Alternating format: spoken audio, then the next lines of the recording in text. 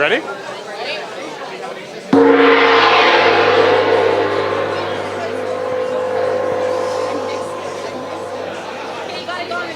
Okay. We're near three, Danny. Okay, wait. Okay.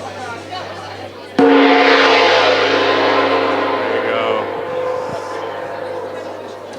All right, everybody, welcome to Ideas on Tap, presented by Vendasta. We're going to get started here. If everybody could find their seats, grab your or your standing room. There'll probably be standing room only soon here. My name is Ahmad Kareem, and I'll be your host for tonight for Ideas on Tap. Tonight, we're going to be talking about sales and marketing, something that affects every business, so it's going to be a great talk. Really excited to get going. Before we get going, I'd like to acknowledge that we're on the homeland of the Métis on Treaty 6 territory, and we want to reaffirm our relationship with that community. Got my slides. All right, so, I think these are, that's Ryland's deck. I mean, we can just skip the whole intro and get Ryland up here if we need to. All right, no. You don't have our deck? Okay, so I'm gonna freestyle this a little bit because Derek doesn't have our deck apparently. My name is Ahmad. I'm an agency growth specialist here on Vendasta's sales team. Joined the company a little under 6 months ago, and it's been a great opportunity to grow here with the company and really been loving it. So our agenda for today, and I guess I'll go off the old analog version, we're going to have some speakers from Vendasta as well as some guests we've invited along to talk about sales and marketing. We're going to start with Ryland Morris, our Director of Product Marketing, who's going to be giving a talk on how his team has really engaged a practice for successful email marketing. After that, we're going to have a networking break for about 30 minutes. But during that networking break, we're going to have some breakout sessions. You'll see some signs over here, up here, and we'll have a session up in the front area. It's just going to be a come and go type of session, a Q&A. We're going to have members of our team talking about different things in sales and marketing, so have some resources you guys can grab. So please come and check that out during the networking break, as well as getting to know one another. Following that, we're going to have Kurt Minch from Ralco Radio giving a talk on the sales effort with his company. Really excited for that. I've had a sneak peek at it, and there's some great stuff in there. And then we're going to have a second networking break. Same deal, more of those breakout sessions. This second breakout sessions will be more focused on the sales side. The first will be more on the marketing side. And then finally, we're going to have an expert panel. We have some local business owners, agency owners, small business owners who's going to be joined by Doug Campbell, our VP of Revenue, and be hosted by Sarah Schell. So there's going to be a really great panel there. A few housekeeping items before we really get going. This is a 19+ event, so if anyone asks you for ID, that's why. As you saw in the SkyPad over in this corner, we have food, we have drinks. If you need drink tickets, they're going to be up near the front up there, $2 a piece, cash only. We also have our raffle tickets up there. We're going to be giving away a Google Home tonight, so if you're feeling lucky, get your raffle tickets. But even if you're not feeling lucky, please get some raffle tickets because we're supporting a great cause today. Vendasta is engaged with something called Extra Life. Oh, my slides are up. You guys rock back there. All right, let me get onto it. So if you haven't heard of Extra Life is an event based around gaming to heal kids. It goes on all over the world. People play video games, card games, board games, etc., and raise money for their local Children's Hospital Network Foundation. So tonight, all of the proceeds from the drink tickets as well as the raffle tickets will go to the Jim Pattison Children's Hospital Foundation. So we're really, really excited to be able to support that cause tonight.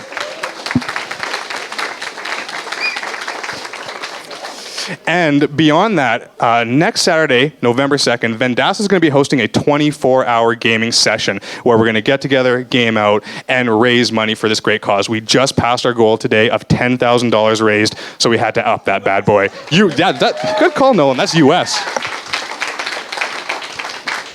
So to never be satisfied with where we are, we've upped it to $15,000. So in the next week, we've got a lot of work to do. If you would like to contribute, go to extralife.org. Search for the Vendasta team. You can donate there, and it's for a great cause. So I really encourage you all to go ahead and donate there. One more event we've got coming up is the Rock for Rap. This will be the 4th year Vendasta is hosting this great event, Rock for Rap. RAP is the Restorative Action Program here in Saskatoon, a program focused on dealing with bullying and conflict resolution in schools and with our youth, so that's a really great event. It's going to be a $100 ticket. It's fully tax deductible, and there's tons of prizes being given away. I think we had like 100 prizes donated for this Rock for Rap, so come there. You'll probably get lucky, get something cool, and supporting this great event. If you want to learn more, go to the Rock for Rap Facebook page. You can sign up there, as well as Katrina up near the front. A very nice redheaded woman is going to be giving more information there. If you want to buy your ticket tonight, buy your ticket tonight. Go for it. So let me get a quick roll call. Who here is at Ideas on Tap for the first time? Give me some loud noise. All right. Some of y'all shy people, just put your hand up and that's okay. But I love that we have some new people here. So for the new people, Ideas on Tap is an event that's been going on for a long time here in Saskatoon, ever since Vendasta was back in the innovation place, I believe. And it's really about learning, networking, having some food and drink, having some fun. And the other great thing about this event is that we get to meet some of the best and brightest in Saskatoon from all walks of life, all careers, and show them what Vendasta is all about. So about a year ago, when I was just a young pup, didn't know what to do with my life, I came to my first Ideas on Tap with my old employer. I had no idea what I was going to, but I just said, let's go. And I loved it. As soon as I came, I loved it. The energy was great. People were super friendly. There was like an electricity in the air. And I was like, okay, this is really cool. I love it. Let's do it. I want to work here. The only problem is I didn't have a clue what Vendasta did. Somebody tried to explain it to me. I didn't get it. But for the folks here who don't know what Vendasta does, I want to distill it down to its simplest essence. Vendasta has created a software platform that allows local businesses to win, to compete with the big brands in this world where the Amazons and the Walmarts are really taking off. We want to equip local small businesses with the tools to win. And we do that through a software platform that we offer to our partners. And it's really that simple. If you're interested in working for a company that's helping local businesses win, I really encourage you all, talk to some of the people here. We have tons of our management team, executives, people from all departments here. Introduce yourself. That's what this is for. Get some face time in. And if you're looking for a new career, we're hiring across the board: sales, marketing, finance, customer success, developers, designers. And we also have business cards at the front with the contact information for our people ops team. So if you're interested, drop them a line. Reach out to someone here, introduce yourself. It's actually how I got my foot in the door, and I think it's a really great opportunity to learn what we're about and decide if this could be the career for you. And so whenever I'm talking to my friends, I talk about how much I love working at Vendasta, how fun it is, how great the culture is. And some of my friends who are here today will roll their eyes at me like, okay, Ahmad, it's work. Is it really that fun? And it kind of is really that fun.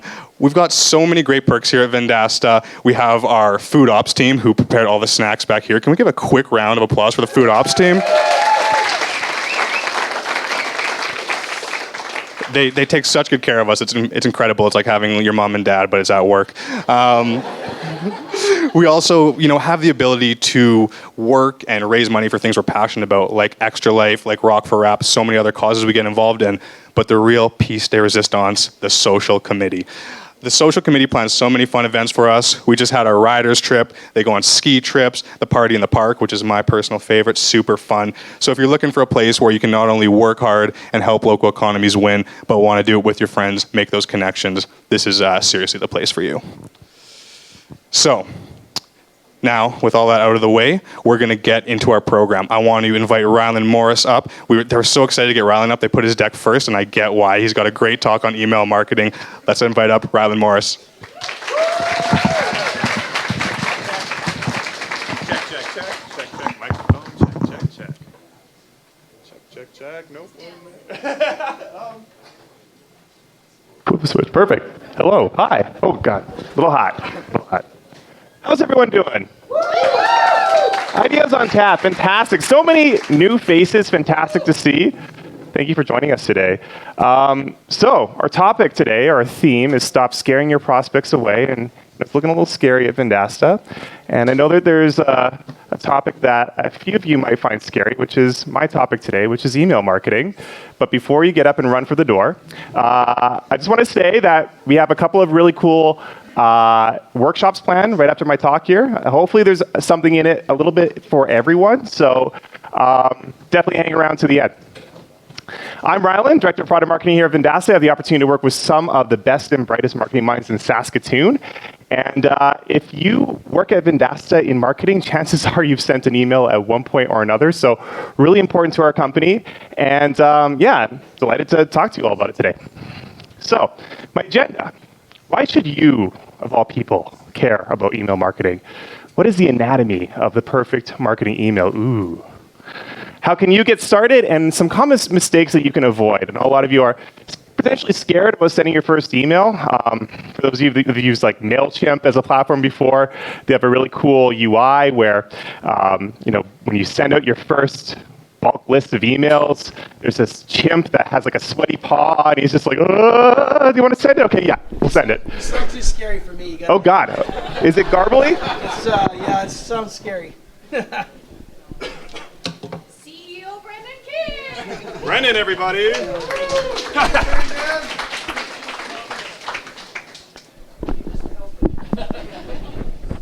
How's that? Better? A lot better? Check, check. Okay. Round of applause for that. Okay, great. Let's get into it. Maybe. I've already talked a little bit about what Vendasta is. Long story short, we drive local economies. If you're in the market for a job, about helping local businesses succeed and win, we do it with over 2.2 million businesses around the world. Pretty hard to imagine that a software company in little old Saskatoon, Saskatchewan managed to do that, but here we are. So why should you care about email marketing? I think there's really just two different things that you should be aware of. First is that there's this massive addressable market. Everyone has an email address. How many of you have an email? Everyone, right? Duh. Any guess on how many people in the world, how many active email addresses there are? So what's the ratio? People in the world versus active emails? 2 to 1. 2 to 1. Pretty amazing, right? That's crazy. It's not. It's not slowing down too. We're going to have over 1 billion people with email addresses in the next 5 years. And if you compare that to the amount of active users on Facebook, and that's Gmail down there, they count for 1 in 5, which is pretty amazing. So a lot of people with email addresses, and we do it constantly. We check our emails constantly. How many of you, when you woke up this morning, before you even got to work, the first thing you did was check your email on your phone? Everyone, right? Well, most of you. Maybe on your way to Ideas on Tap, you checked your email on your phone.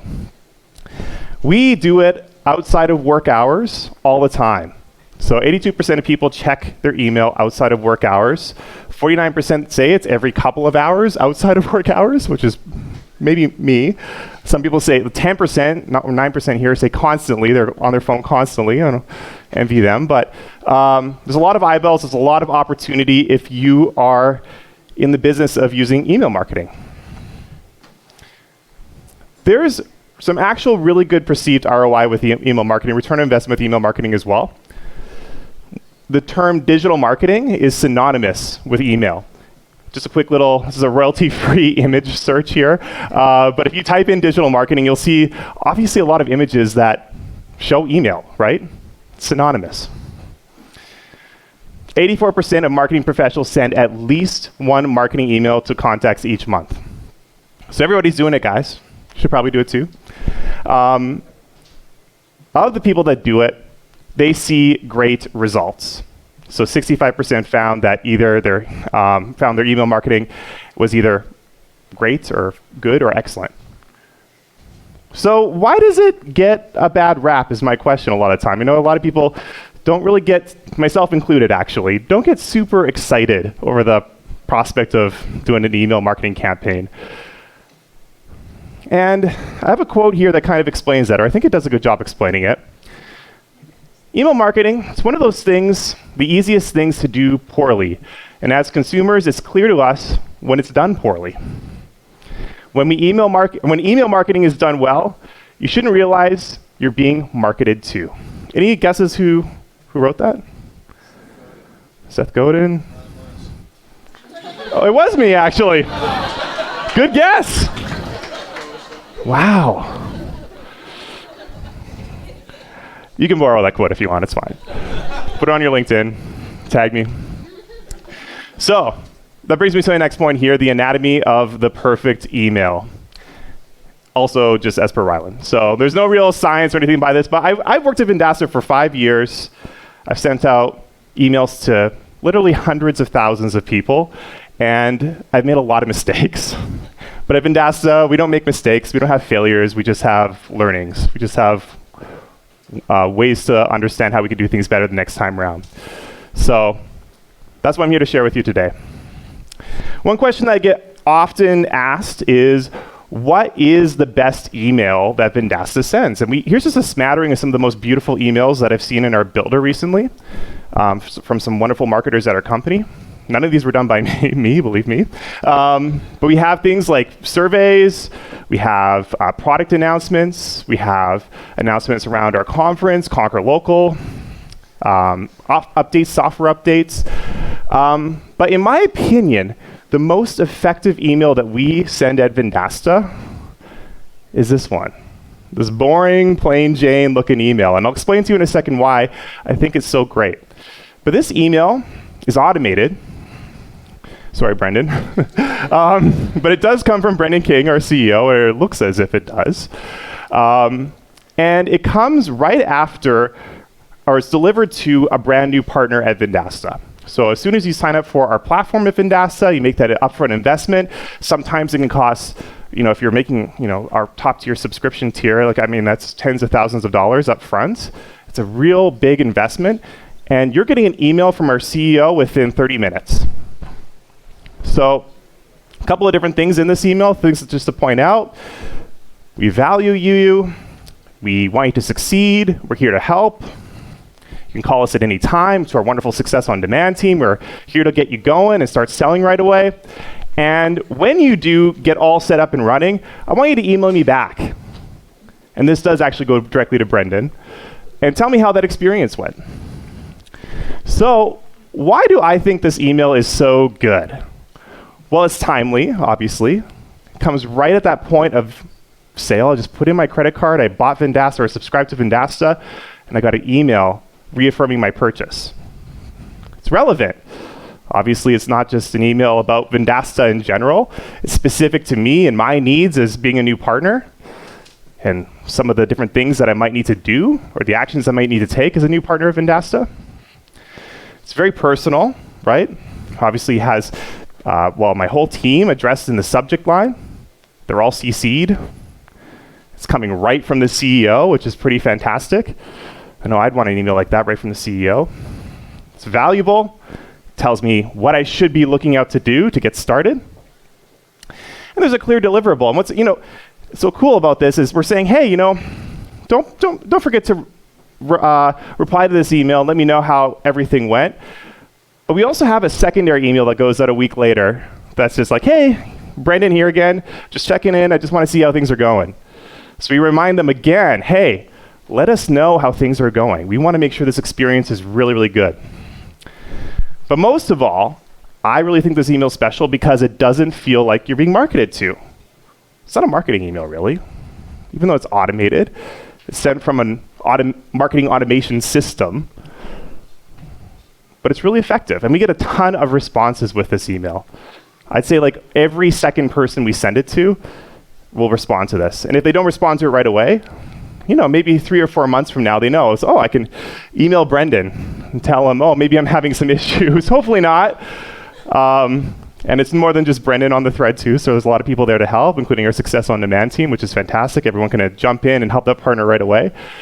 But I feel like this email just really speaks to something that works.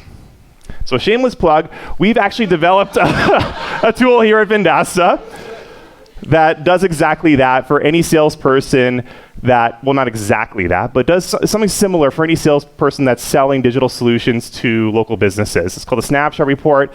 It's an automated needs assessment. Basically, scours the internet for any particular business, tells them, hey, you're doing really well in these areas, not so well in some other areas, in areas like their social media presence, their online listings and reviews.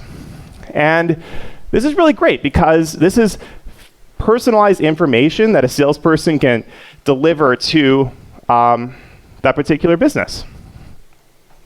And we know it's great because it works. It works super well. In our platform, it has a crazy click-to-open rate. For anyone that's in email marketing, that's really, really high, considering how many, I don't even know if really I should be showing these numbers on the screen here, but there they are. Number of delivered emails there. So really exciting to see. And there's people who will, of course, send the snapshot just like garbage email addresses or things that don't exist. And still we manage to have this really high open and click to open ratio or rates. So really fantastic tool. So, good marketing emails should be timely, relevant, personal, valuable, have a clear deliverable, and most of all, they shouldn't feel like marketing emails. They should feel like something that's really tailored towards that individual. So you guys ready? Let's build an email. Let's do it. Awesome. So, I love this guy. He had a ton of crazy, awesome stock photos. I actually had a little slide with him at the end of this, but I deleted it. But let's get started with email marketing or building your first email. I think there's 5 steps to get started. These are my 5 steps, and you could, there's lots of marketers in the room, but this is, whenever I'm training someone new or onboarding someone, this is generally what I like to look at or consider if I'm talking to a business. So first is understand your audience. Got to build your lists. Got to choose the right platform to send emails through. You want to build your content, so the actual campaign itself and the supporting content around that campaign. And you want to, I think most importantly, continuously deliver value. And this is something that Kurt's going to talk a little bit about in a bit here. Just about the importance of delivering value during the sales process.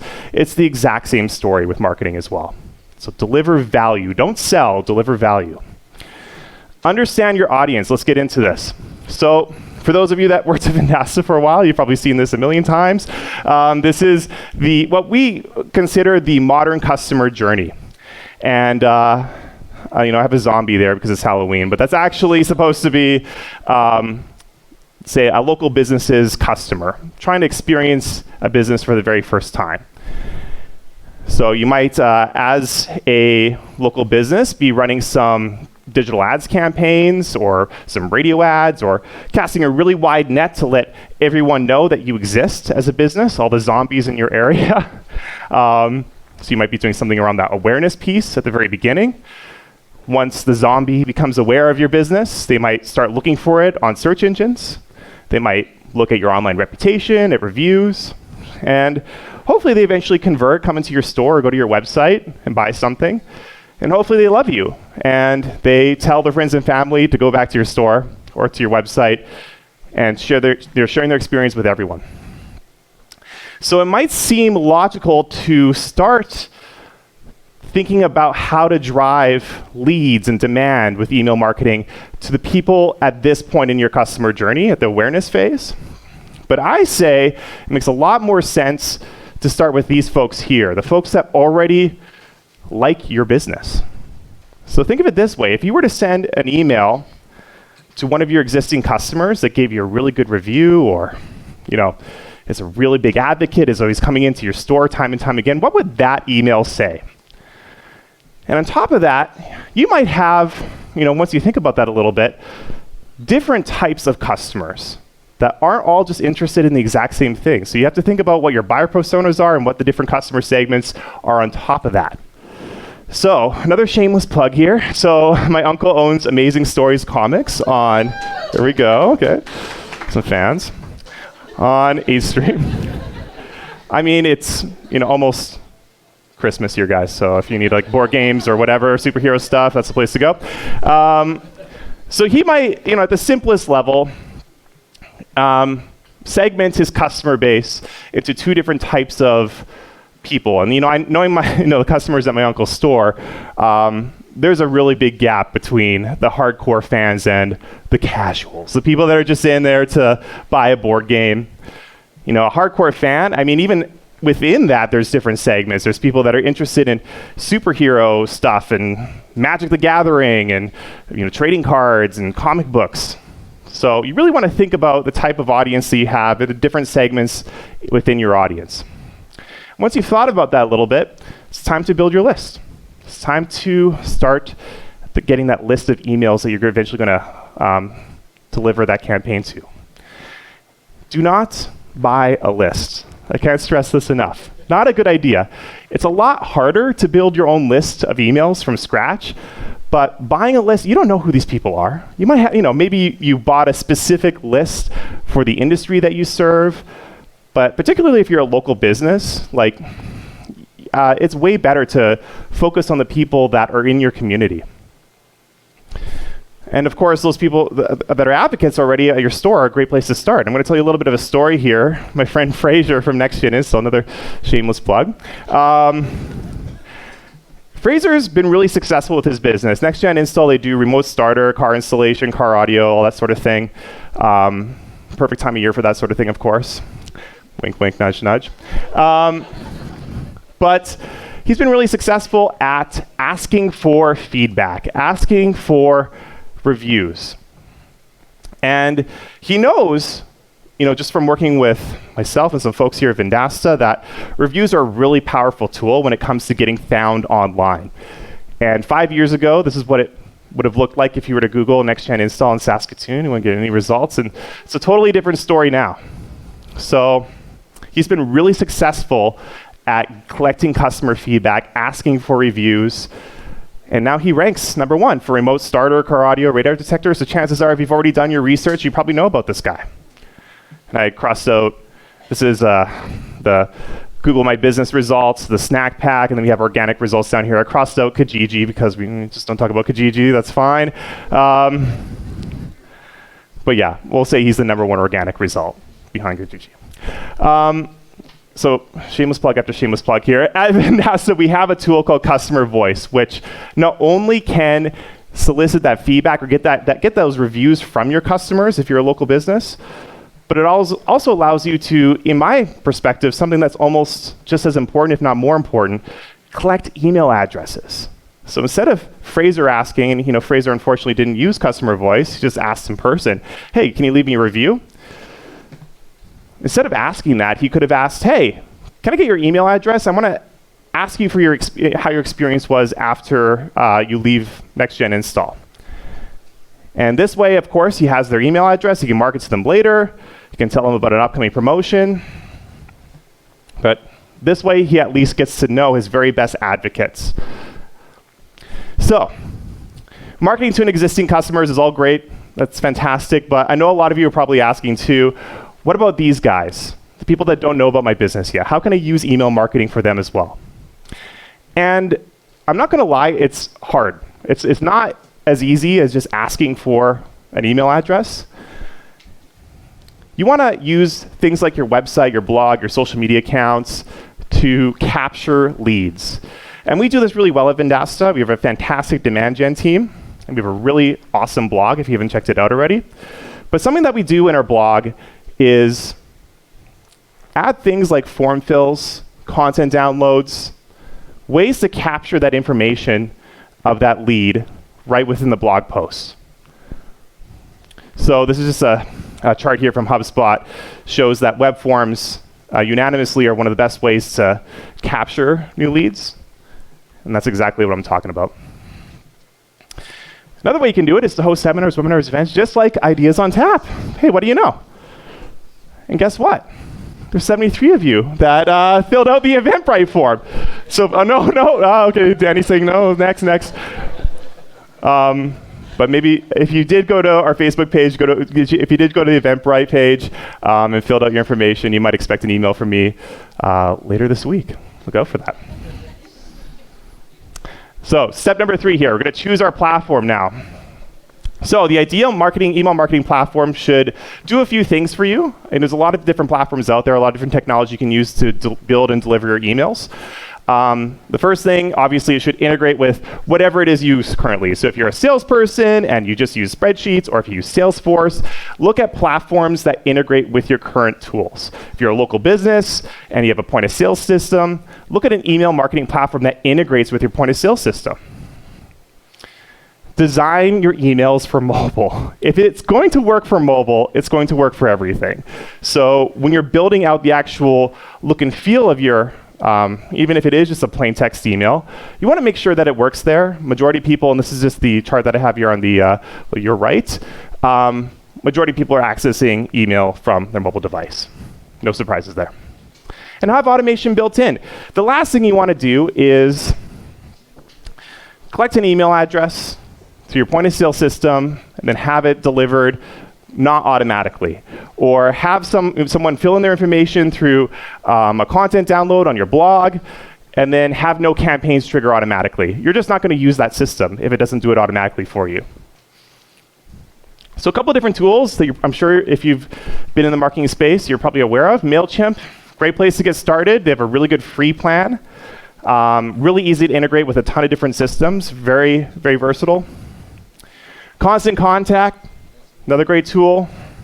Beginner friendly, really good for small businesses. I actually find that the pre-made templates in Constant Contact are a little bit better than what's available in MailChimp if you want to check them out. I think they do have a free plan as well. You can go in and experience that. And it's also available through the Vendasta Marketplace if you're a reseller. Shameless plug. Active Campaign. Very similar to Constant Contact, just has a little bit more functionality. So this is for someone who might be looking for, like if you are a salesperson and you're used to just using spreadsheets, but you want something that functions a little bit like a CRM, has lead scoring, Active Campaign's a really good choice. That's coming to the Vendasta Marketplace, not quite available yet. And Pardot is another great tool.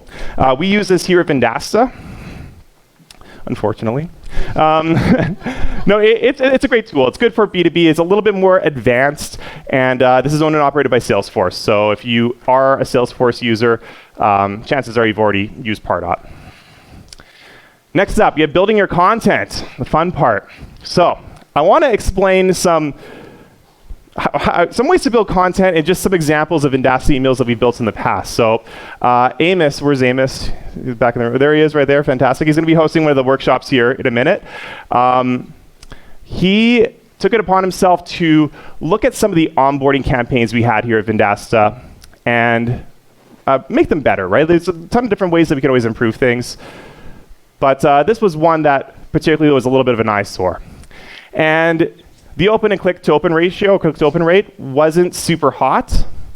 And there's a couple of reasons that we hypothesized or things that we thought why this was the case. So why wasn't this email super, super great? You could probably tell by looking at it. Way too long, way too many words. People don't have the attention span to read through an email that's like a blog, right? If you want to do a newsletter type email, I mean, that's perfectly fine. I suggest you move that newsletter to a blog and then have your email campaign just send traffic to your blog. You're going to get double duty with that. You're going to get some really good traffic to your website on top of that. But just too wordy, too long. The image, it's hard to tell here, but it's actually massive too. Like we shrunk it down, but it's just too large for most email services. And that can affect things like deliverability.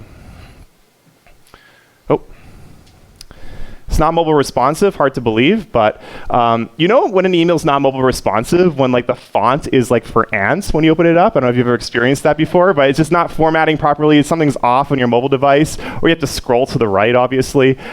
This one, it was like I was holding my phone this close to my face to read it, so there was issues with that. The CTA, or call to action, way too far down the page. You have to scroll way too far to actually get to that, and that's obviously affecting our click to open rate. And the content itself just isn't that compelling. Like what we have here, and again, it's hard to see, but it's instructions on how to use the Vendasta platform. And you know, there's other places that those instructions can live that are far better than just buried somewhere within your email. Obviously, we have like a resource center at Vendasta. We have tools to deliver instructions on how to use a platform right within the platform, like little onboarding guides and stuff. So, you know, that is really where that content should live. No one's going to be, you know, flipping back and forth between a software platform and their email just to learn how to use something. It doesn't make any sense. So this is a new email. This is one that Amos built. Really proud of you. This looks fantastic. Good work on this. And really good improvements on our open and click to open rates.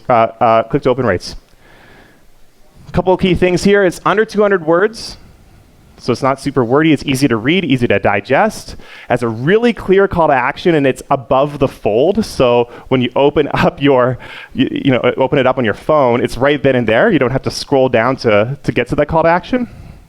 That's this button right here. It's designed for mobile, obviously, so it's not going to have any of that small font stuff going on. The images are optimized, and you know, I say always value content over design, and I think the content is way better in this email, has way more more things that reaffirm your decision to sign up with Vendasta versus here's a bunch of stuff that you have to do, a bunch of homework. But I also think that the design on this email is fantastic as well. So last point here is continuously deliver value, value, value. Super important.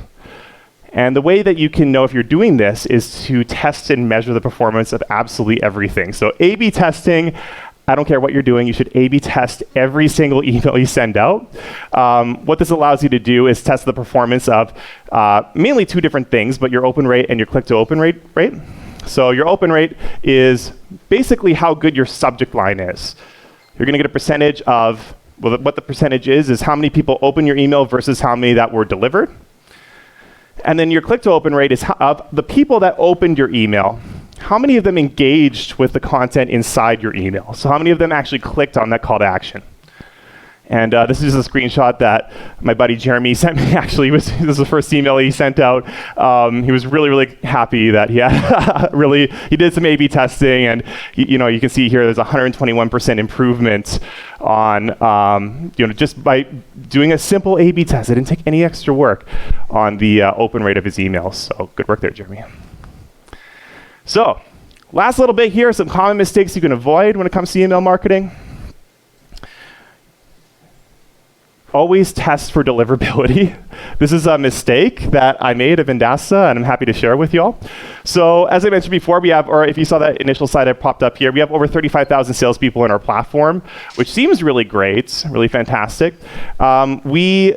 We're like, yeah, why don't we survey these salespeople and ask them a few questions about, or get some insights on their sales process.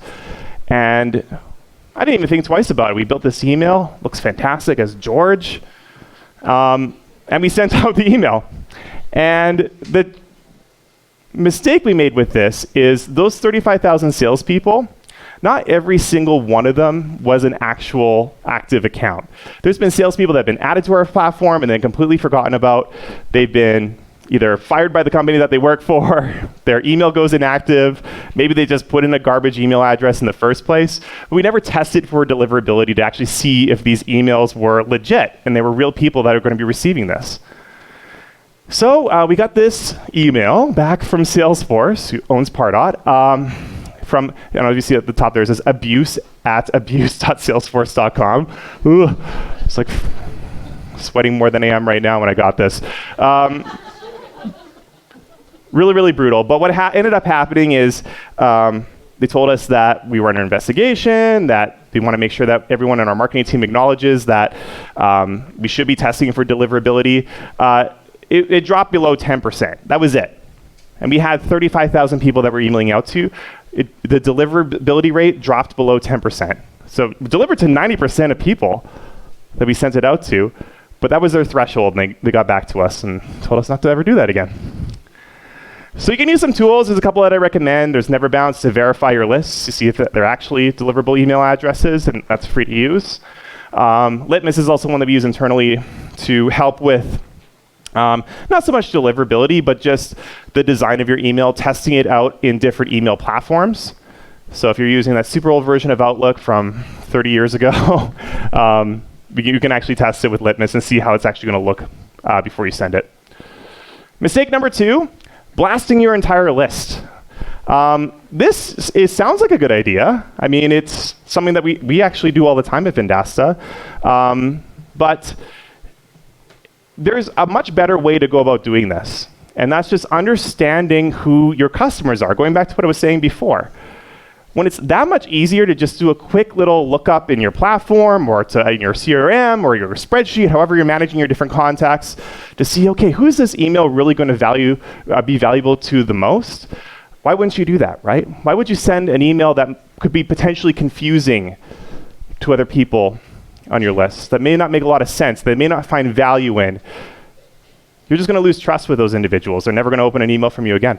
So understand what your customers find valuable and segment your lists. The number 3 here, we're actually going to have a workshop on number 3 here, breaking the law. Sounds like a pretty big one. So be aware of the CAN Spam Act, and that stands for Controlling the Assault of Non-Solicited Pornography in Marketing. We're thrown in with pornography on that one. Pretty brutal. So There's just a couple of different obvious things that you can do to make sure that you're compliant and that you're not just spamming people. I mean, the word spam has that connotation where it's like, if it feels like spam, it's probably spam, right? So a couple of things you should do: include your email address and subscribe links at the bottom of the email that you send out. Most email platforms actually check for this now, so you don't even have to worry. It'll just tell you before you send it out. Pardot certainly does that. Make sure you're just using language that reflects or best reflects the content of the email and the actions that you can take within the email as well. So you don't want to mislead people. Obviously, you can get a really high click-to-open rate if you have your call to action say, click here for $100, right? That's going to really affect your numbers. It seems really obvious, but it's not true, right? Unless you're actually giving $100 away. A couple of things that you shouldn't do: don't sell your list that you collect. That's your personal list. You got permission from that individual to collect their email address.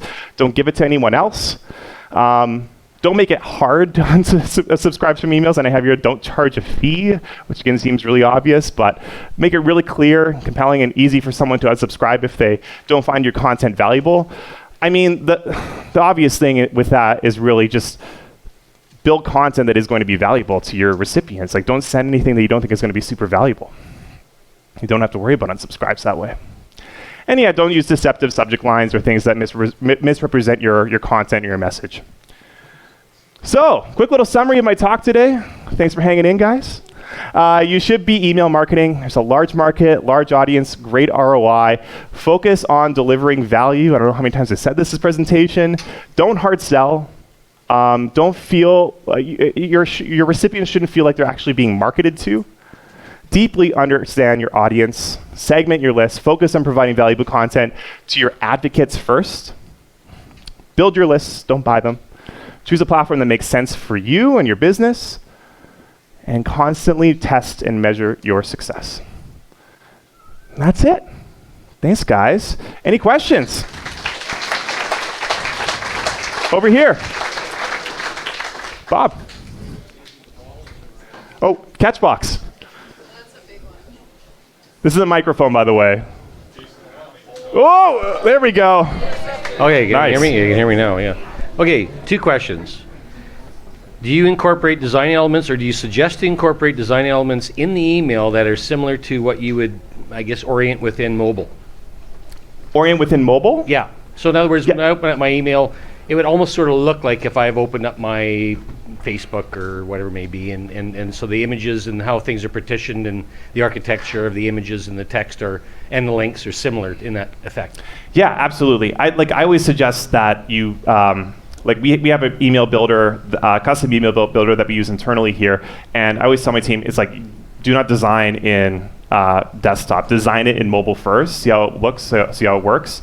But yeah, start with mobile. Okay, and second question is, is there some kind of I guess how to put this would be I guess a software type of solution that if someone they open up in the open rate and they do post in the case of something like customer voice, that you would get automated automatically within that, or that it gets collected or something so that you can respond even quicker on that if they do post?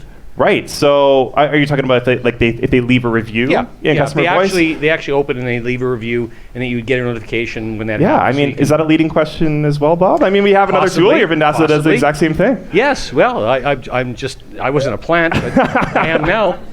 Yeah, I mean, there's plenty of tools on the market that notify business owners that if they get new reviews posted on any of the different networks that they're found on. Vendasta is known for reputation management. That's something that we started with, and it does exactly that. So it's a good combo if you use customer voice at Vendasta. Reputation management is a really good complement to that. Absolutely. Any other questions? Great, thanks everyone. I think we're going to actually do our networking break now. So there's a couple of different places here. Ahmad, do you want to get up and explain? I mean, we have a room back here for subject titles and email content. Know your audience is in the back. And then we have a table here for can spam and delivery, not breaking the law. If you don't want to break the law, go there. Thanks, guys.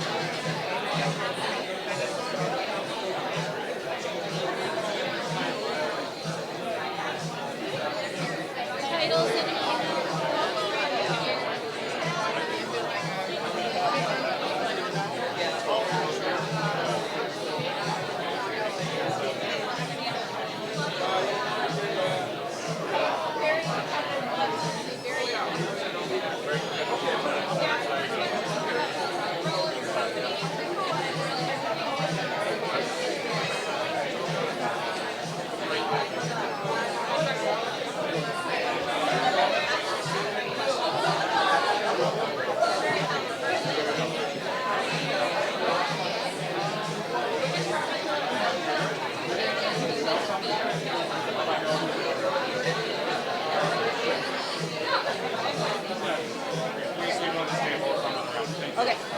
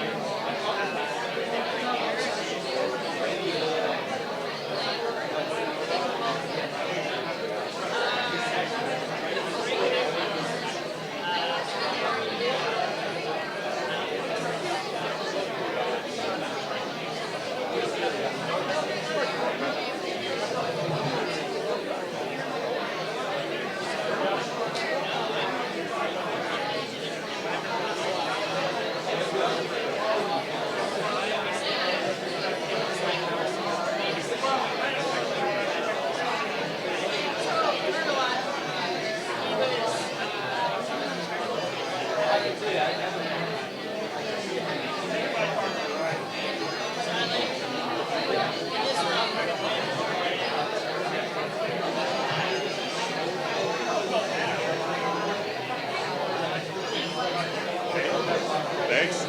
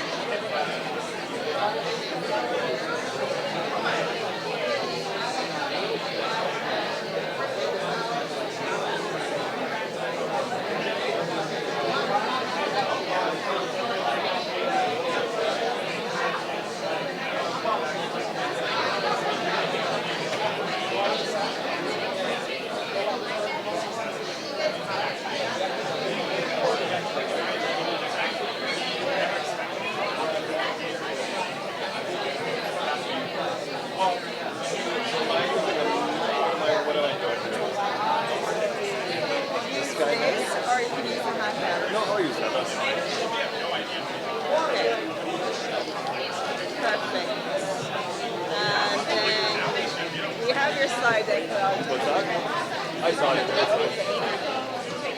are we going to start back up? I know we're running back. Just a little. I would have looked at the slides ahead of time and told my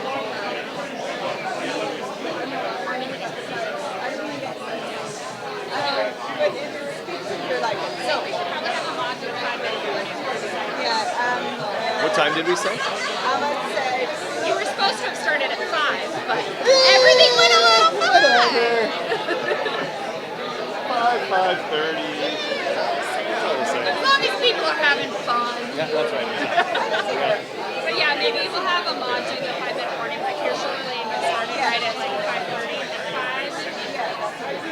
I'm Sarah, by the way. Don't know we met. I'm hosting the panel after you're all done. So I'm just going to take tidbits from your talk and be like, what you think about Curtis's bullet point?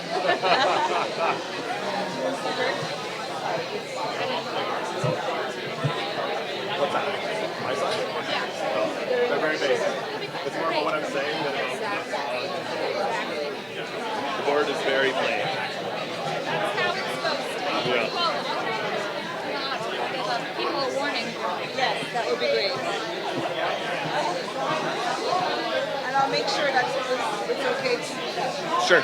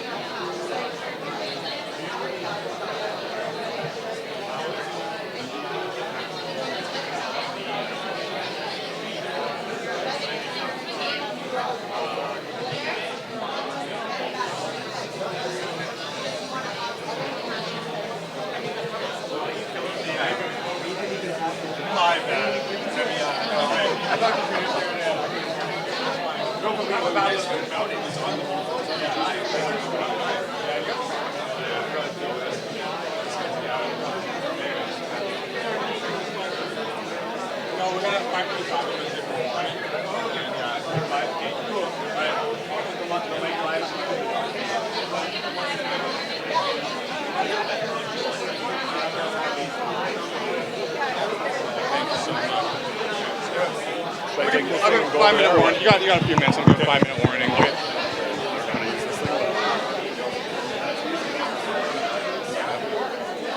Should I hit the gong? Yeah. Hello. Is this on? Gonna give you a 5-minute warning. We're gonna get started again. So, get your drinks, get settled in. We're starting in 5 minutes.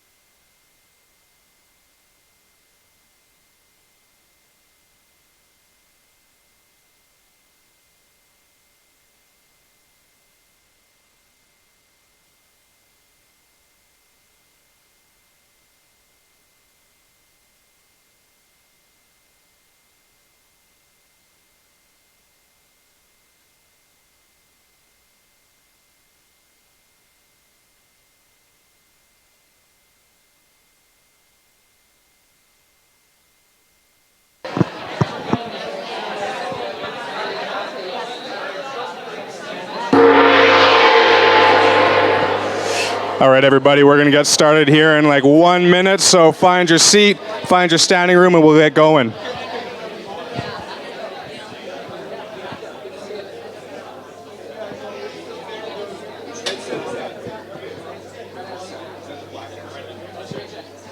What's that? For Kurt? Yeah, right there. He's good? He's good? Yeah.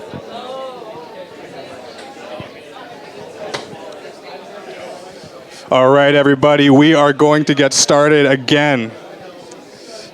Danny is mad because I rang the gong without telling her, but that's okay. There's going to be more gong ringing tonight, Danny. Yeah, we're just going to be hitting the gong over and over. All right, everybody, we are excited to bring up our next presenter, Mr. Kurt Minch from Rolco Radio. So if you don't know about Rolco Radio, I'm not going to tell you about it. You need to figure it out. You should know that if you're from here. Kurt is a senior advertising consultant with Rolco Radio, so sales is right up his alley. He's a perfect speaker here.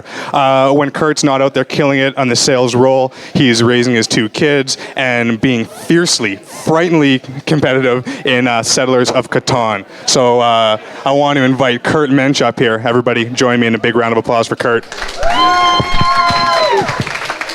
Thank you, sir. Is this thing on? Check, check, check, check, check, check. That sounds better. How's everybody doing tonight? Today, afternoon, good afternoon. Is this all good? Can you guys hear me okay?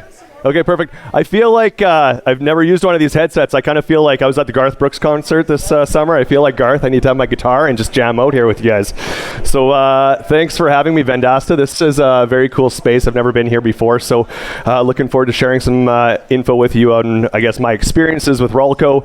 Like Ahmad said, I've been with the station for upwards of 12 years, and the way we do things at Rolco, it's a little bit different. We have a very consultative approach to sales. We're not your typical sales company.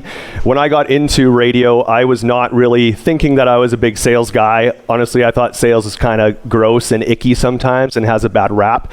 So once I kind of got into the process of what we do at Rolco, I was pretty pumped. We do it a lot differently. We're not about that selling a product right off the hop. We're more about the process, the journey, and starting with the end at the beginning. So I just want to share some of my experiences, some of my methods that I do in my daily routine, and just kind of go from there. And hopefully, I know the process at Vendasta is obviously going to be very different than what I do at Rolco. But some of the guests here and even some people from Vendasta, hopefully you guys can take some stuff away from it. So, yeah, like I said, consultative business is very different than just hard sales. So we work on, where's my clicker here? Here we go. So success in selling depends on your ability to develop prospects, gain insight into your prospect's needs, and develop an accurate picture of the importance of your business to your prospect. So with developing prospects, it's not just getting that prospect, but it's about how to hold on to them and then how to develop that prospect into the full sale, and then further down that road, take them down that journey, that path through your funnel, through your sales funnel, and really activate that the entire process. Because you can lose a prospect right at the start, you can lose it throughout the journey, or you can lose it really close to the end. There's 2 kinds of prospects, I guess, with that. There's new prospects, and then there's the prospects that are already in your funnel.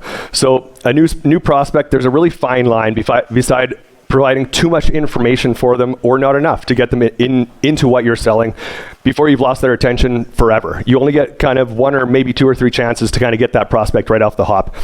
Once you have prospects in the funnel, this is where it becomes a very delicate dance. You need to be able to provide value to your client all the time. With what I do at Rolco, I'm trying to always provide value in my service for them. It's not just I'm not just selling an ad to them. I'm selling a strategy, a campaign that's going to be long lasting. It's year after year. It's really we always talk about the forever plan. I'm not selling you one thing, one widget. I'm selling you widgets for the rest of your life, which is great for me and for everybody, and it's great for the client, really. So like I said, with the consultative process, it's not about you, it's about them. So being in sales, we all want to talk. We like to talk. We want to spew out everything that we have to talk about our product, everything else. But They're only interested in that small portion of what you actually have to say and a bunch of other things. So you have to be very careful about who you're talking to and what their interests are. So my process begins with the client, not with the station. How can I make their life easier? How can I make it more profitable, less stressful, and really make them more money? In the end, at the end of the day, that's what I'm trying to do for them, and that's what they need to do. Let's see. We have to provide value at all times throughout the process, so being relevant is tough. You're always trying to find something new for your client and trying to find something that will engage them in any method that you're using. So. At Rolco, we are more about, we always compare features versus benefits. So your feature is the feature of your actual product. If that's your widget, if that's your ad campaign, my campaign is this good, my campaign has this many ads, da-da-da-da. But benefits is where it's actually beneficial to your client. Benefits is where you need to focus. Begin with the benefit to your prospect. That's the end goal. Why is my ad better than anything else that you should be doing with your money? What's the benefit to you in the end? Don't talk about yourself. Talk about the benefit at the end of the journey. Follow up with the features. Let's say that I have a client who I'm talking to them about whatever, and I think I'm going to sell them ads about their new restaurant, whatever it is. But in that profiling meeting, I find out that they're into community. They love charity work. They are very into some charity that's close, near and dear to their heart. Well, that's awesome, because actually my station has something that's very near and dear to our heart, which is charities as well. So the benefit to working with our station is that you get to work with our charity as well. So I knew what their action was. They weren't actually looking for an ad to sell their whatever. They were looking to get more involved with the charity. So I found that benefit that they were looking for, and I can access my features that my product have to put towards their company. Authenticity. So I guess I touched a little bit about this already, but authenticity is something that we base every salesperson that you meet at Rolco is going to be super authentic. We're not blowing smoke up your ass. We're just the same people every day on the streets or out for a beer after work. I want to make sure. I want to make sure I'm myself in a meeting, and I always want to make sure that they know that I'm there for them. So sales is tough because you're obviously trying to sell that product, but you also want to still be yourself and not sound like a cheese ball and sound corny and be that slimy sales guy. Let's leave the slime to this guy.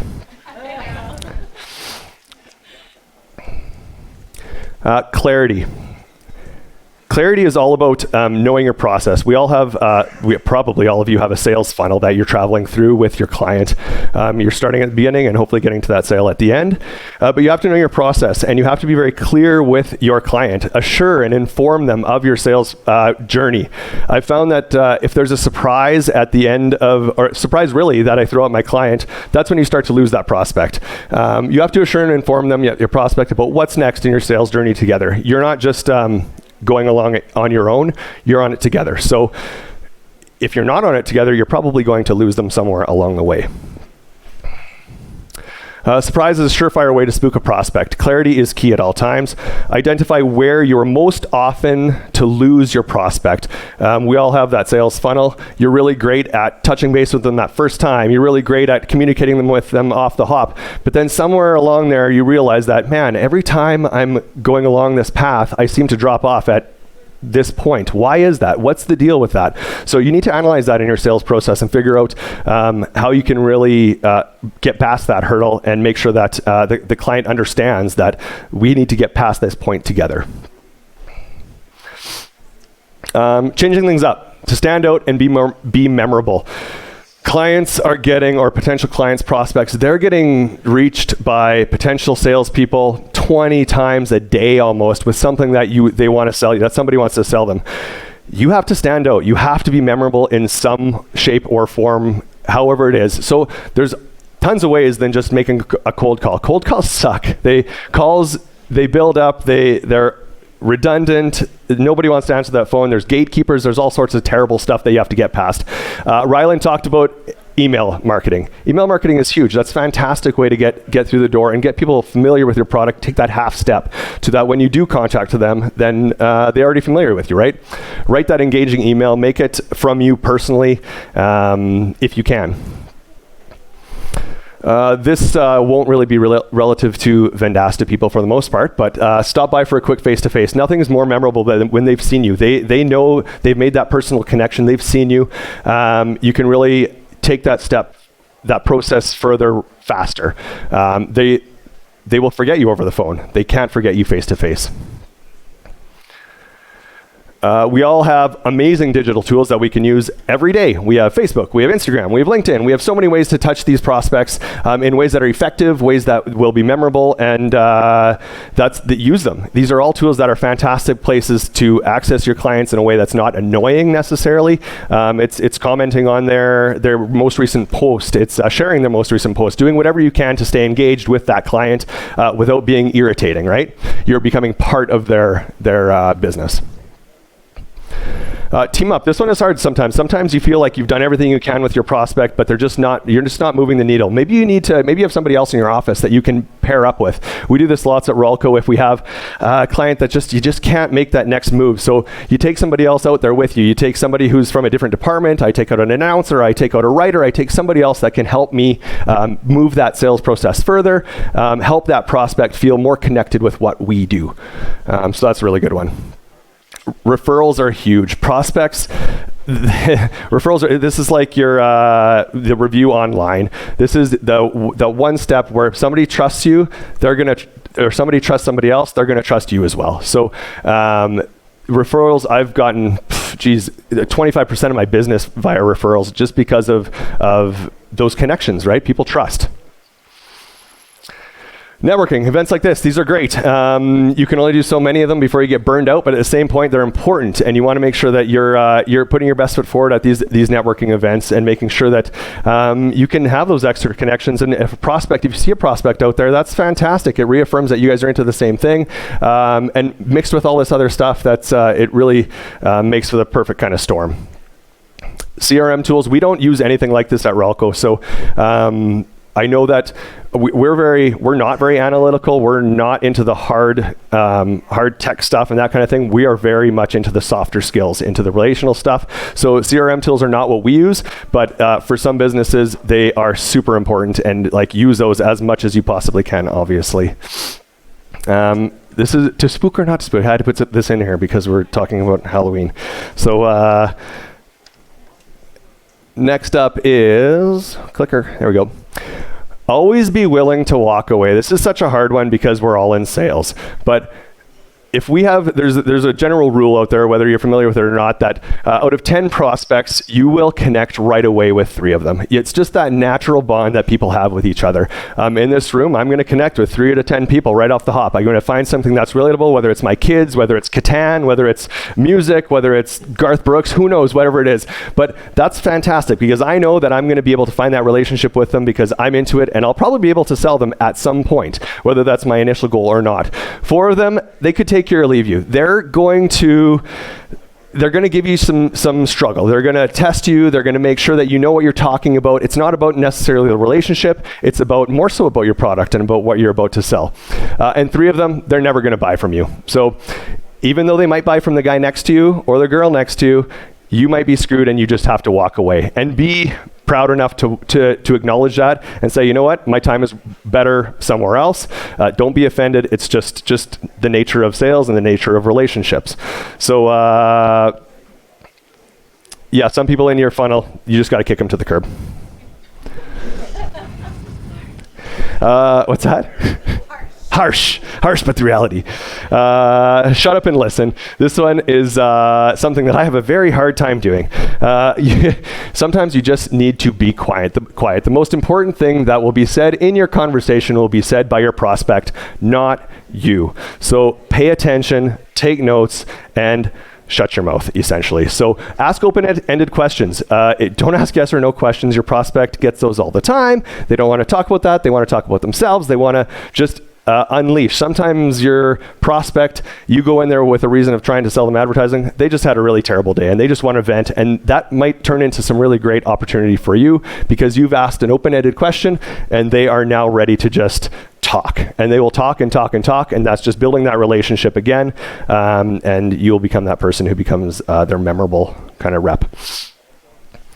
Again, we talked about this a little bit. Utilize your CRM. You've got so many tools at your fingertips to kind of use them wisely. Don't overuse them, and capitalize on that. Awkward silence.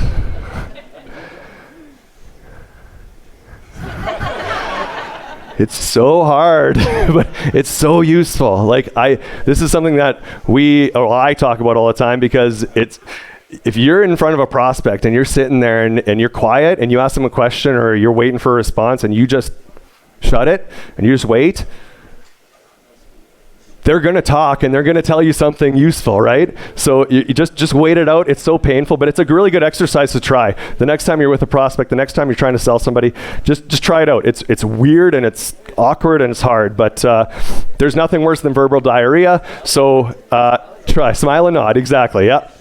Go with the flow. You went in there talking about selling them ads about, again, a restaurant, but hey, you found out they're really into charity work or they're into whatever else. Go that direction. Scrap whatever you're talking about because that's the way your prospect wants to go. They want to talk about the thing that they're passionate about, the most passionate thing. And you did your research before you walked in there, but that's not what they want to talk about. So go with it. It's okay.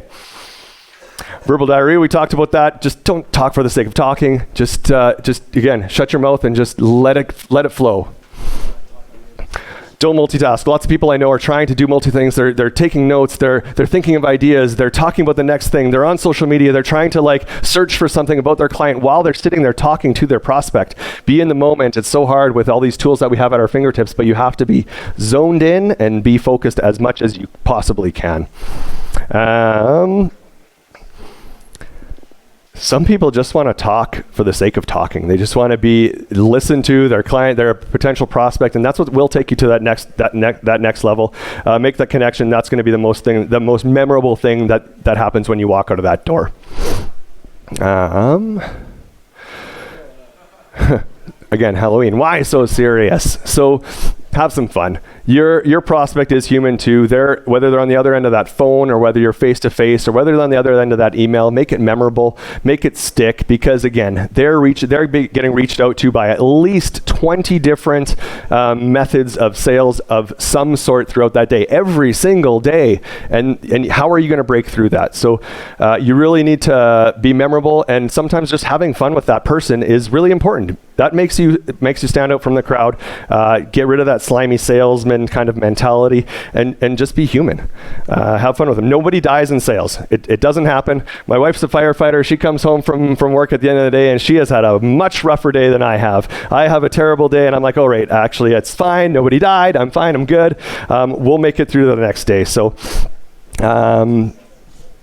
they remember me because I'm serious when I need to be serious, when I bring the right ideas, when I've listened to them and I come back to them after the fact. But they also remember me because I'm human and I can relate to them on that human level. We at Rolco, we don't just bring out a proposal. We don't just assume that we're going to walk out there and we're going to sell them with this package. We don't do that. We start with a profiling meeting. We go out there and we ask a bunch of questions. I have one client out in the audience today, and he'll know that I don't just come out with a package. I come out and I talk to them about what's going on. It's Chris here. He's with the Saskatchewan Comic Expo. So also amazing stories, Comic Expo. I'm a big nerd as well. So I'm into all this stuff. So I'm really into that stuff. So I'm going out there and I'm asking him a huge ton of questions. And most clients are like, man, why is this radio guy asking me all these questions? Why just get to the money and get to the numbers? But it's all about the journey in the funnel. I want to make sure that I'm getting the right information from my client, and I want to make sure that it's the most impactful stuff, so that when I go back to the office, I can come up with something that's compelling and relevant and different than anything else that I've created for a different client. And then after all that's done, then I'm going to bring out that proposal potential, then I'm going to bring out that pitch. Because if I'm just bringing out a pitch, then I'm just like everybody else. I'm just bringing out numbers for ads, and here, buy it or don't buy it. I've got good numbers on my station, great audience, whatever else, but that's not the important thing. It's about listening, creating that base, and creating that relationship, of that authentic relationship that I talked about already. So prospecting is tough to keep them nailed in, to keep them in check from start to finish, but I feel like my approach to keeping prospects is not numbers based. We talk about, especially nowadays, we're talking about analytics, we're talking about numbers all the time. And yes, numbers are important and you have to have all that stuff, but you have to have those softer side of skills as well. And that's where I find that my most success is. So hopefully, whether you're a Vendastian, what do you call yourselves? Vendastian, or whether you just own a mom and pop shop, hopefully you can take some of these things and utilize them in your day-to-day. I find that using relationships mixed with the analytical side is a huge success, and hopefully you can take something from that today. So that is all.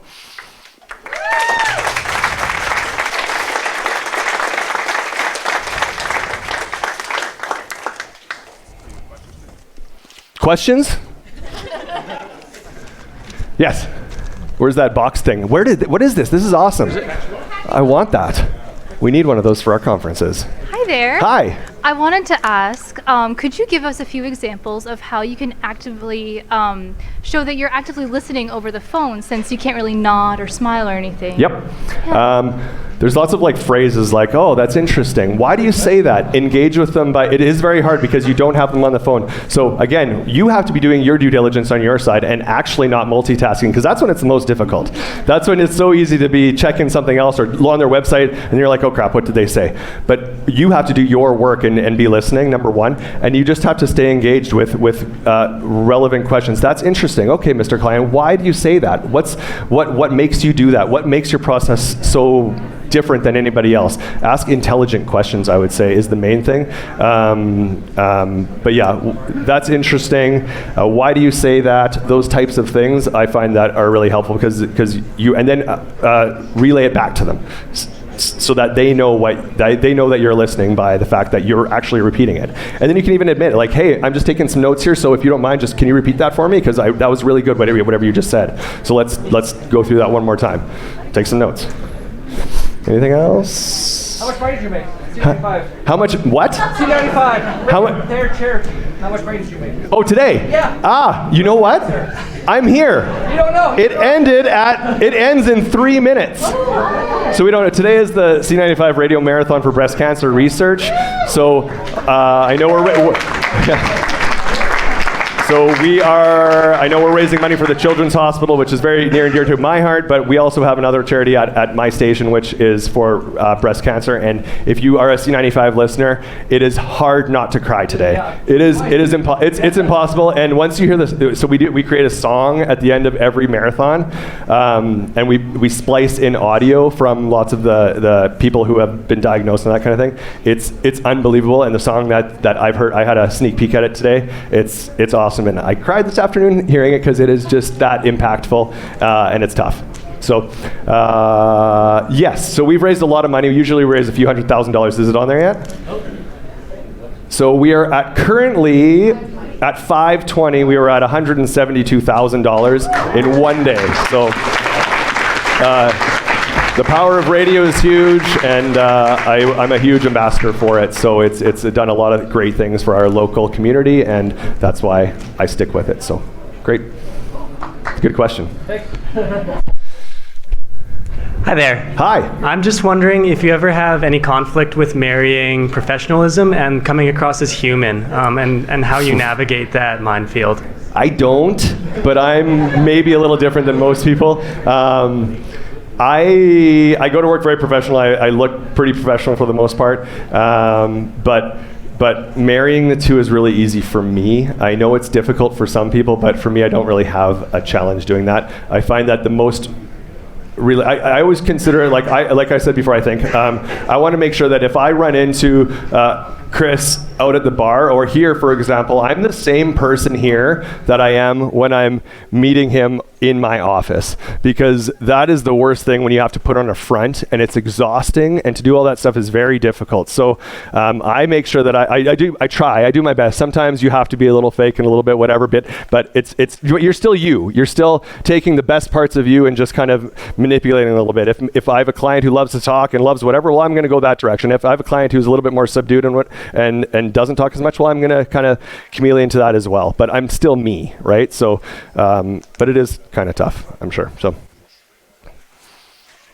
got one in the way back here. Catch box. Yeah, coming at you, coming in hot. I guess I was wondering, what would you say? Get right in there.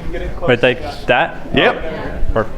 I was wondering, when you're making local sales, like business to business, what would be the most, I guess, effective way to make your first interaction with a new client? Someone you've never met, don't know at all. Yep. It depends on your personality. For me, I love a face-to-face introduction. If there's any way that I know that I can catch them, if it's a business owner or a decision maker, sometimes there's a gatekeeper that you'll never get past, so you have to use other methods. But I love just, if I see a new business pop up or something that I'm interested in, I never just go to something randomly that I have no knowledge about, and if it's not new. But if I have passionate about it, if it's amazing stories or whatever, I'm going to go in there and I'm going to talk to the person face to face and show them that I'm truly interested in their product, and go from there. You can have. I've recently had some really good experience with actually emails. Emails, you can be very robotic, or you can be really personal, and you can tell a personal story that gets right off the hop. And I think it's gone now, but they was talking about the email title, the header. That's really important too. So that'll catch people's attention. Don't just say, "Hey, it's Kurt from Rock 102." Be like, "Oh, your tacos are kick-ass." Like it's a lot different, right? And then they're going to open that and then be like, "My wife and I were there this weekend, and man, I've never had a taco like that. It was awesome." So I noticed that you're new. I'd love to come talk to you about advertising, whatever it is. So there are ways that you can use really any form of communication, but you have to be authentic. Authentic is the way to go. Don't be fake. So does that help? Yeah, lots actually. Thanks. Okay. Face to face. Love face to face. Sweet. Woo! I don't want to take this thing off. Thanks. Where is it? Hello, and there we go. All right, we're going to take our second networking break, and during this break, we have 3 new sessions back here on elevator pitches, back there building trust and rapport, and somewhere in this general area on reigniting the flame on those leads that have gone cold. So refill your drink, refill your plate, come join us, and we'll see you back soon.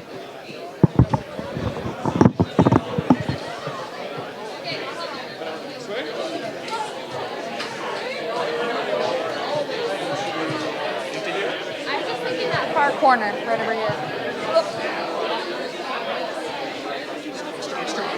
I have a tiger right here. Well, let's go grab some. Please off. Or wait, no, we want them on mute.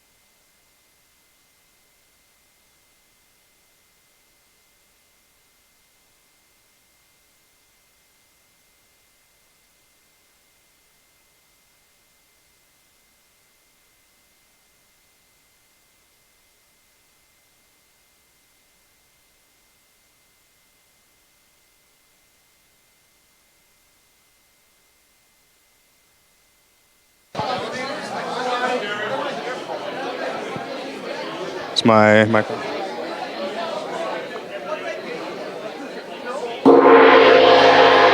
Hey everybody, this is your 5-minute warning before we get our expert panel going. This is your 5-minute warning. Thank you.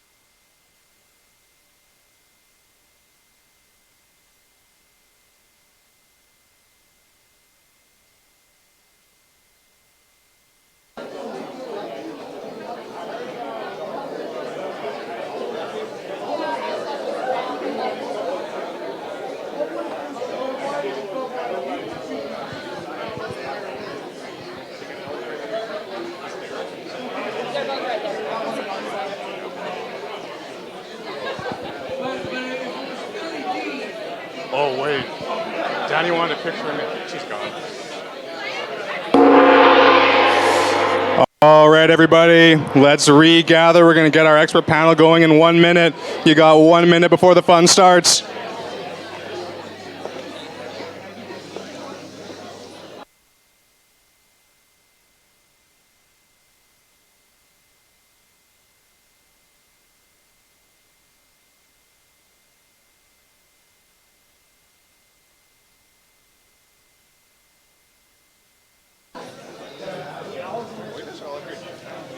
No, you can introduce. Still do it. Let's go.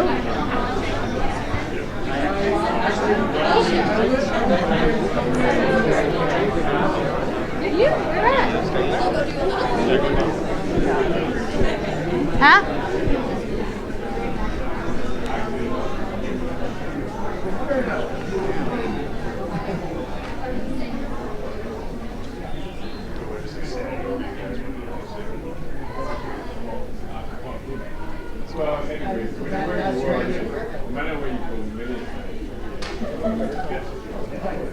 All right, Danny the cat herder. I love it. Good job, Danny.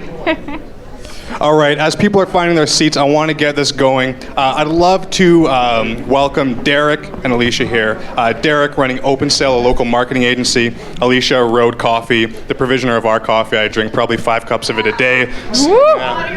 Yeah, a lot, more than I should, but whatever, I'm living life. We also have Doug Campbell up here, our VP of Revenue, and one of our customer success superstars, Sarah Schell, who's going to be hosting this expert panel. So let's give him a round of applause and get ready for this.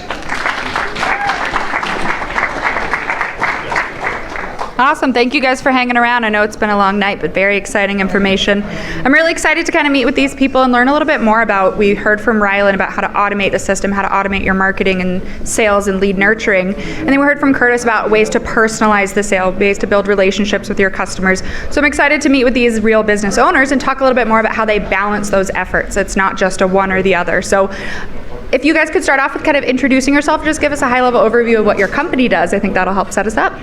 Sounds like you're asking for my elevator pitch. Did you perfect it at the workshop? Of course I did, yeah. So my name's Derek Swanson. I own Open Sale Digital Agency here in Saskatoon. We're a marketing agency that specializes in digital marketing. So what we do is we take a company's marketing plan, grab the digital section of that, we help you strategize what you want to do, and we execute it for you. And what that looks like in the real world is running a lot of Facebook or Google ads or Snapchat or Instagram, whatever you need for your company, that's what we do. We help you out with that. Sorry. It's all good. There we go. A little bit about me. As you know, my name is Alicia. I founded Road Coffee. What we've done is we've taken Road Coffee and we've built out a new sourcing model in our industry. And what that means is basically with each cup of coffee of ours that you drink, you're impacting the lives of smallholder coffee farmers, moving them into independence and freedom. And so we actually launched a microloan program this year. We are a roasting company, don't get me wrong, but we did launch a microloan side of our company this year. And so again, with each purchase or cup you drink, some of the money goes into that, and now we're rocking and rolling with some fun projects.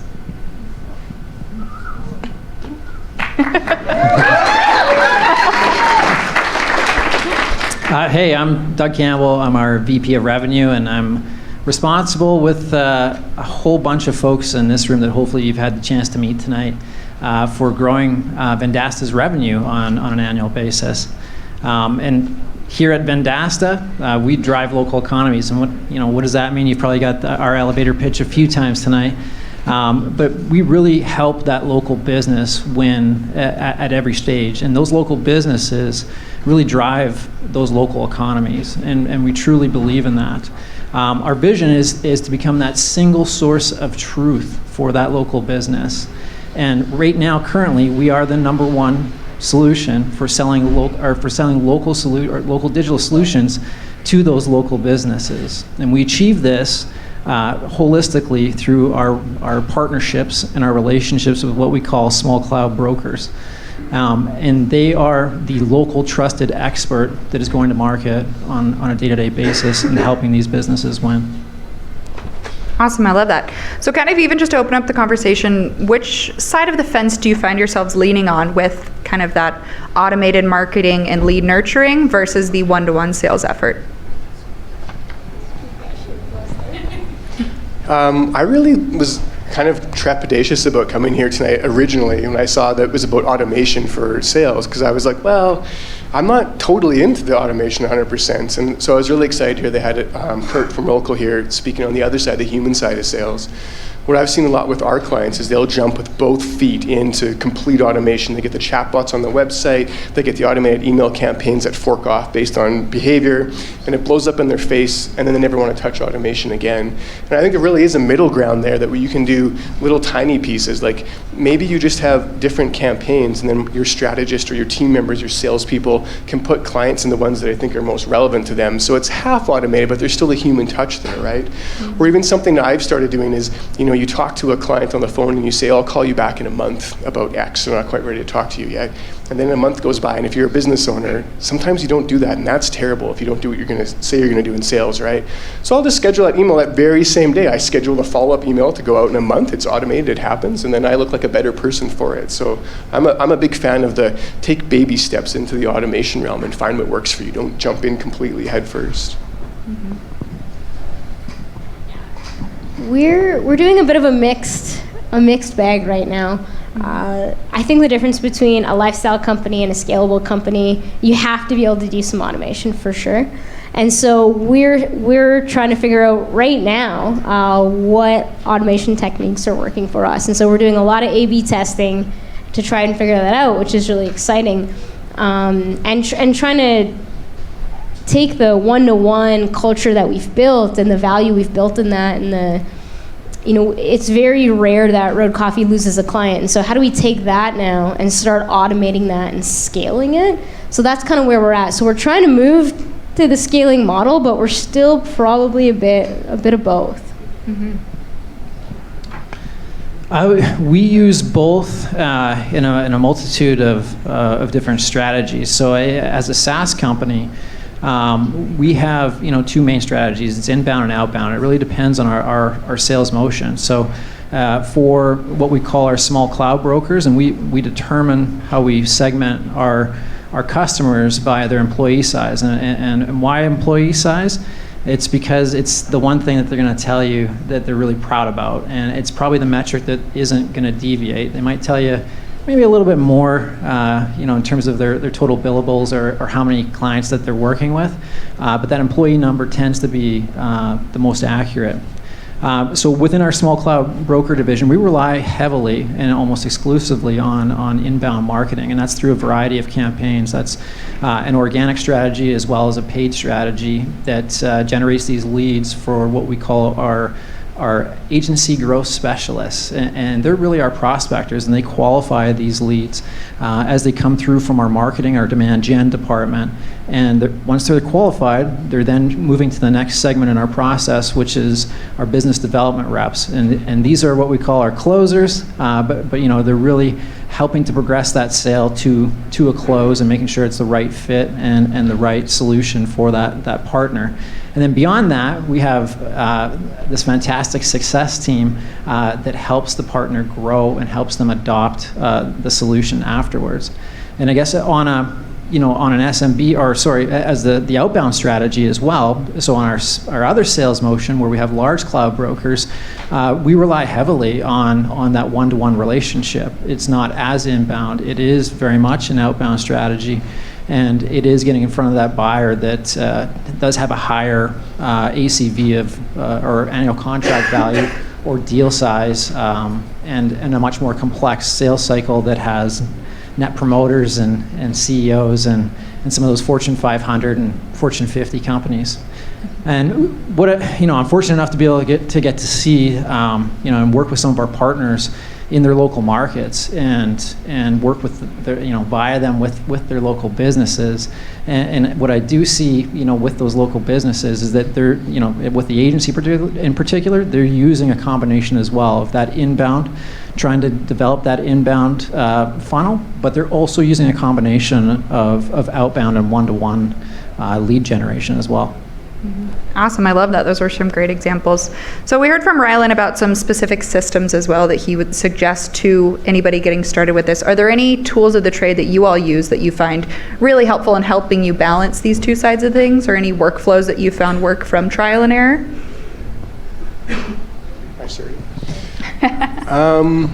I think as long as you're using some type of a CRM system that's going to track your activity and give you statistics on it, you're ahead of at least 70% of your competitors. And that's really important to know when a lead's coming in, what is happening to it, how far along your system is it getting, and is it closing or not. And so we use a CRM called Pipedrive. We also use Vendasta's CRM. But anything, as long as you're tracking that, those leads are coming in, then what happens to them? How far along are they getting? Why are you losing them? Who's closing ones that are being closed? Some type of measurement and analytics there. That's fair.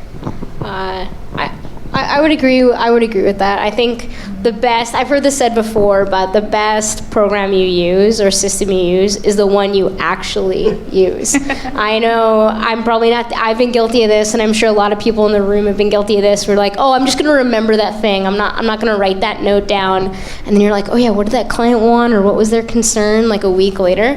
I think the most important thing is to use something, whether it's HubSpot, Pipedrive, Vendasta, something that works best for you. Of course, there's certain tools that are going to work better for you, but I think at least getting in the routine of using something and sticking to it is probably the best place to start. Going back to something you said, actually, this is like a random tidbit, but we've built kind of our model off of a lot of what we've learned from Vendasta, and just like knowing a lot of the staff here with like sales and customer success and the progression of that. And so, thanks. Hey, no problem. That's awesome. Yeah, so just to play off of that, I mean, obviously, we dog food our own software. So we live religiously in what we call Sales and Success Center, which is our CRM. So live by the motto of measure what matters, and it really helps us to understand that sales cycle, not only and track it as well too. So Definitely am a proponent of it. If you don't have that tool, you're not going to be able to get those insights into your sales cycle, where you might be able to maximize it and maybe where it's falling down. I love that. I think that's great. And I love that example of what are you going to actually use and what's going to make your life easier. It's not about having to log into this system and learn a whole new process. It's about what makes my life easier, what makes my customer's life easier at the end of the day.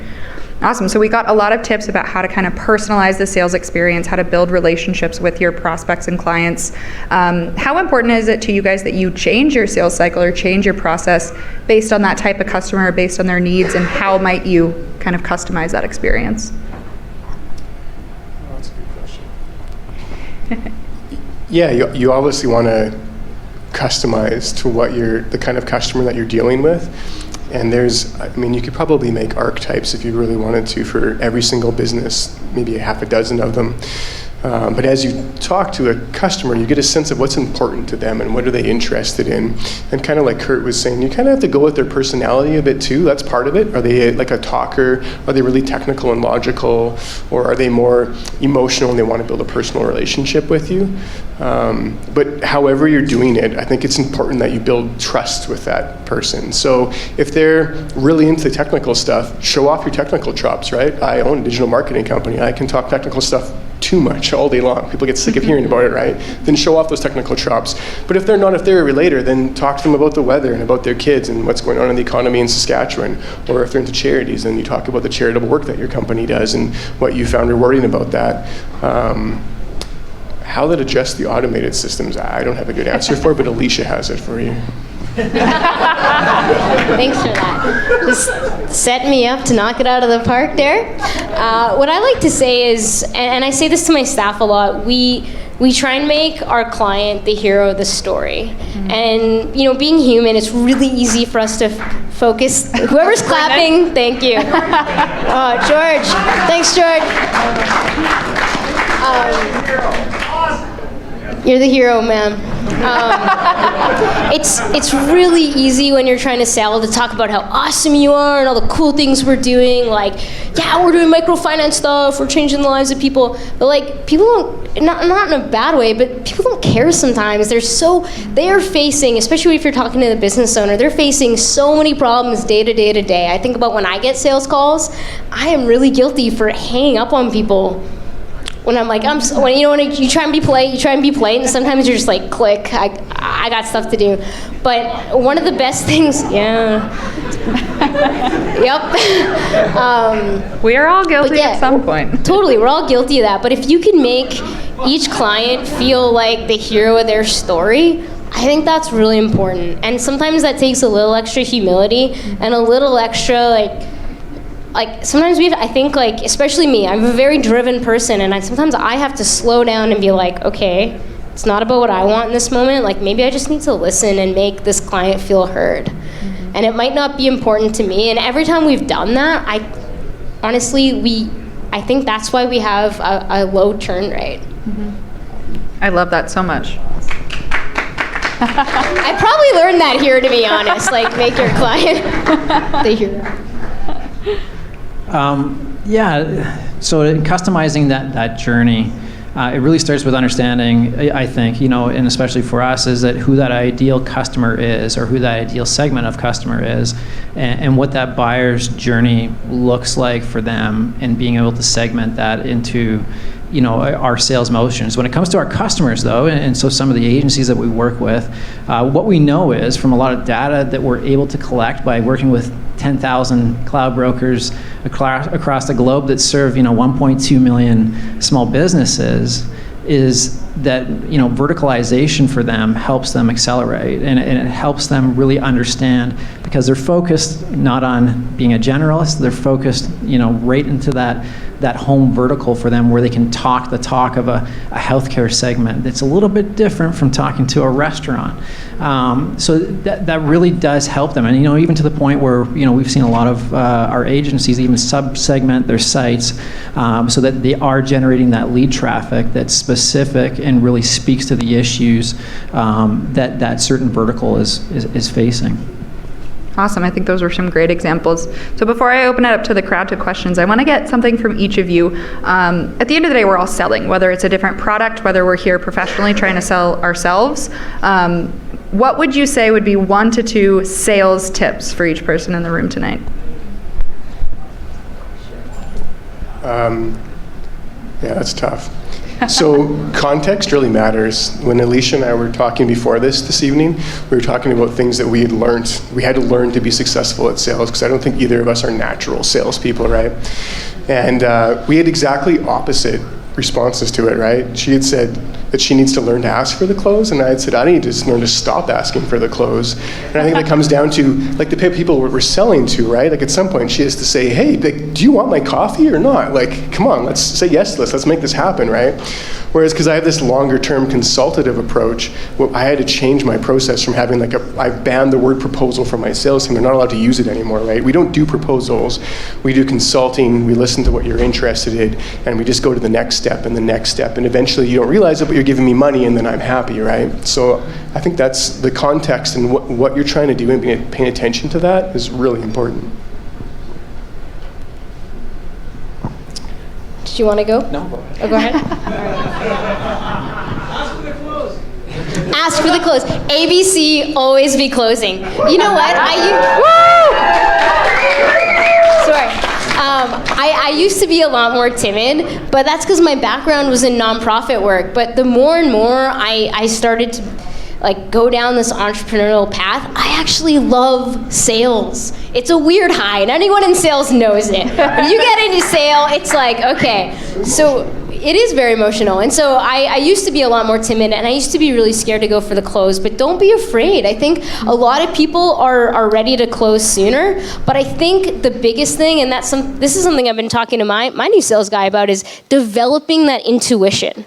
Developing that intuition so that you know, does someone need a little more time? How do you get them down the funnel? Because some people might be ready to close day one, and we just closed a client that I've been working on for over 2.5 years. Sometimes it's a longer sales cycle, and you need to walk the journey with them. And so I would say the most important thing is developing that intuition so you know what client needs what time frame. So I'll end this off with a shameless plug, but it's a good story. I was gonna say that.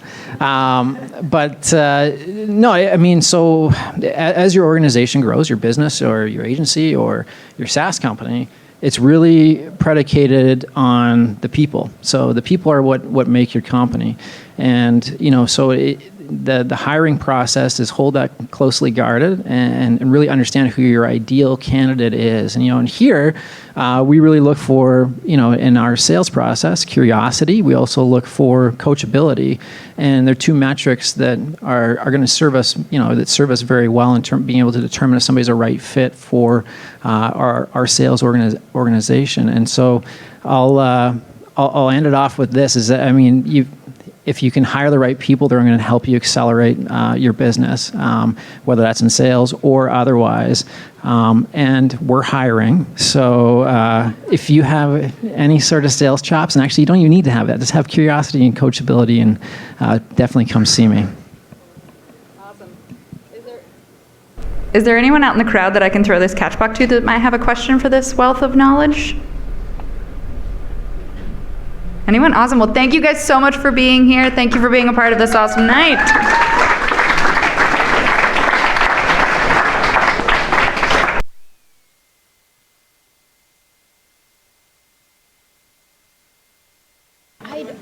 I'd love to. Alrighty, waiting for Katrina to come up here, and we are going to pick our winner of the Google Home. So get your tickets out, get them ready. I think we've raised over... All right, we've raised over $400 for Extra Life tonight, which is great. Let's hear a round of applause for that. All right, tickets out. Go ahead, Katrina. All right, our winner is 849